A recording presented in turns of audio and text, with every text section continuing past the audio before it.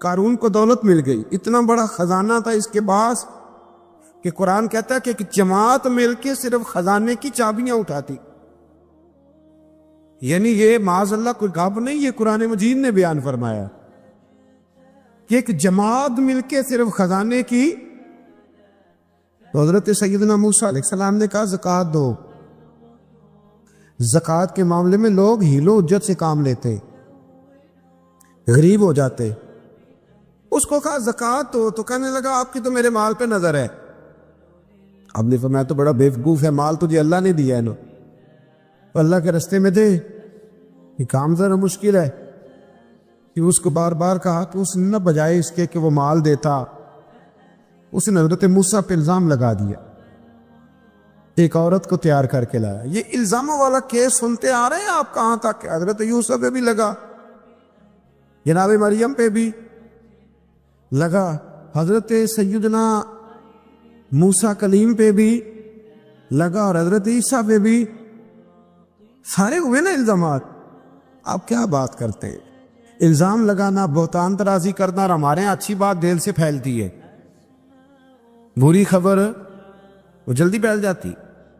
ایک عورت کو تیار کر کے لایا معاذ اللہ تعالیٰ حضرت موسیٰ پر الزام لگانے کے لیے، اور جب وہ بی بی آپ کے سامنے لا کے کھڑی کی تو حضرت موسیٰ نے جلال فرمایا تجھے قسم ہے اللہ کی عزت کی، سچ سچ بتا معاملہ کیا ہے. تو وہ خاتون کانپنے لگی، کہنے لگی میں موسیٰ کلیم کے سامنے کیسے کھڑی ہو سکتی؟ مجھے تو اس نے پیسے دے کے تیار کیا، مجھے اس نے مجھے پیسے دے کے تیار کیا، اور بڑی اس نے مجھے تکلیف دی ہے.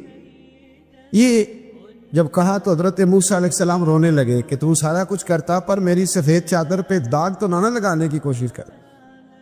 آپ رونے لگے. آپ یقین کریں لوگ تکلیف دیتے ہیں، بعضوں کا ایسی بات کرتے ہیں جس کا کوئی وجود نہیں ہوتا. تو یہ کچھ لوگ کر دیتے ہیں لیکن وہ سمجھتے نہیں. کہتے ہیں آپ حوصلہ کریں، آپ درویش ہیں. حضرت موسیٰ سے بڑا درویش کون ہوگا؟ کلیم تھے نا اللہ کے، بڑا جگرا ہے نا. لیکن رو پڑے، کہنے لگے تجھے ایسا نہیں کرنا چاہیے. کہنے لگے اللہ اب اسے سزا دے. تو رب کریم نے اس کے سارے ساز و سامان سمیت اسے زمین میں دھنسا دیا. وہ زمین میں غرق ہو گیا اپنے خزانے سمیت. امام اعظم ابو حنیفہ رحمۃ اللہ تعالی علیہ کچھ لوگ حسد کرنے لگے تو ایک عورت ایک دفعہ آ گئی، کہنے لگی کوئی مسئلہ پوچھنا ہے. یہ بڑا کٹھن سا معاملہ ہوتا ہے، جو آدمی جو کام کر رہا ہوتا ہے وہی روپ دھار لیتے. مسئلہ پوچھنے اندر آئی تو باہر سے شور ہو گیا، لوگ آ گئے، کوتوال کو بلا لیا. معاذ اللہ امام صاحب کے پاس بی بی ہے، جیل میں لے گئے، سویرے فیصلہ کریں گے. رات کو ساری رات امام اعظم نے نماز پڑھی، ساری رات، اور کہنے لگے اے اللہ اب تو میں بوڑھا ہو گیا، اس حال میں اب ان سوالوں کا جواب دوں گا. وہ عورت بھی ساتھ بند تھی، اس عمر میں ان سوالوں کے جواب یار بڑا مشکل ہوتا ہے. اللہ اکبر. اس عمر میں امام صاحب رو رہے تھے تو اس عورت کا دل نرم ہو گیا. امام صاحب سے کہنے لگی مجھے غلطی ہو گئی، میں نے پیسے کسی سے پکڑ لیے تھے. حضور آپ تو اللہ کے نیک بندے. امام صاحب کہنے لگے اب ایک نیکی کر، کوتوال سے کہہ کہ مجھے کوئی تکلیف ہے تو میں دوا کھا کے واپس آ جاؤں گا. تو وہ کوتوال تو پہلے ملا ہوا تھا، اس نے اس کو کہا کہ مجھے کوئی تکلیف ہے میں گھر جاتی ہوں، دوا کھا کے واپس. امام صاحب نے سمجھا دیا. وہ گئی تو جو برقع اس نے پہنا ہوا تھا نا، نقاب ساری عورتیں، وہ جا کے اس نے امام صاحب کی بیوی کو دیا. امام صاحب نے اس کو سمجھا کے بھیجا تھا. وہ برقع گھر لے گئی اور جا کے زوجہ کو ساری بات سنائی. وہ دوائی کھانے گھر چلی گئی اور زوجہ برقع پہن کے تھانے آ گئی. سویرے قاضی کے سامنے بھیج ہوئے تو کہنے لگا جی آپ اتنے بزرگ ہو کے عالم ہو کے بیوی کے ساتھ اکیلے. فرمایا میری بیوی ہے تو میں نے اکیلے ہی ہونا تھا اس کے ساتھ، اور کس نے ہونا تھا؟ جناب آپ کی بیوی. فرمایا بلاؤ میرے سسر کو، اور بلاؤ محلے کی 10-12 عورتوں کو بھی دیکھ لے. انہوں نے دیکھا تو امام صاحب کی بیوی نکل آئی. وہ جتنے تھے نا الزام لگانے والے وہ اب غور سے دیکھ رہے تھے. تو ایک کہنے لگا امام صاحب سے یہ کیا ہوا؟ فرمایا قرآن ہے وَتُعِزُّ مَن تَشَاءُ وَتُذِلُّ مَن تَشَاءُ. یہ قرآن ہے. ہونا کیا تھا؟ رب نے اپنا وعدہ سچا کر کے دکھایا ہے. تو اس نے بھی الزام لگایا، پھر سزا یہ ملی کہ وہ ہمیشہ کے لیے زمین میں دھنستا۔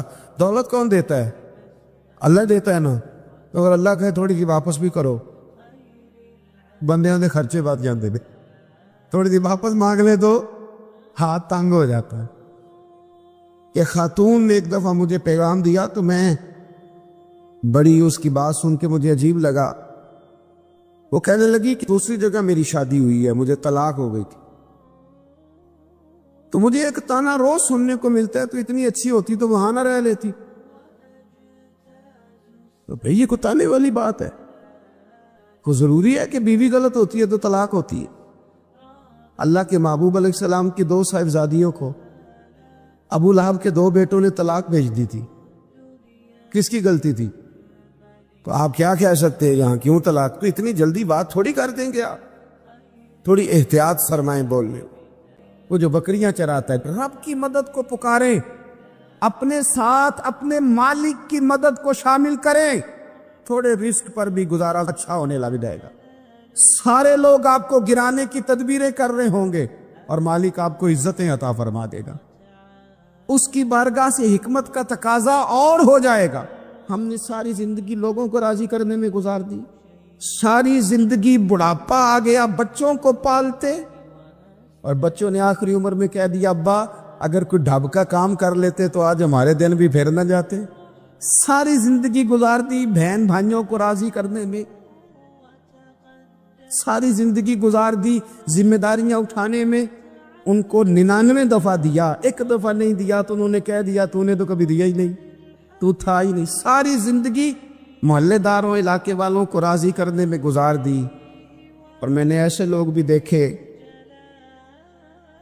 دین کے لیے وقت گزارا، لیکن جب بڑھاپے میں دانت کام نہ کرتے تھے تو وقت کے مفتیوں کو بھی مسجدوں کی کمیٹیوں نے کہہ دیا اب آپ کی سمجھ نہیں آتی، ہم نے خطیب کو یور رکھنا ہے، نہ دیکھو دنیا کی طرف، دنیا رلا دیتی ہے، نہ راضی کرو بندوں کو، بندے تھکا دیتے، نہ پیچھے بھاگو ہر وقت دنیا داروں کے، یہ انسان کو کمزور کر دیتے ہیں۔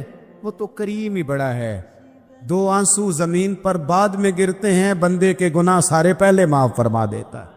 اللہ کی مدد کا حصول، اپنے مالک کی مدد کی طرف بڑھنا، آپ کو بدر کی جنگ بھی یہی درس دے گی، آپ کو احد کا میدان بھی یہی سبق دے گا، فتح مکہ بھی یہی سبق دے گا۔ میرے دوستو، جب رب مدد فرمائے، جب اللہ مددگار بنے،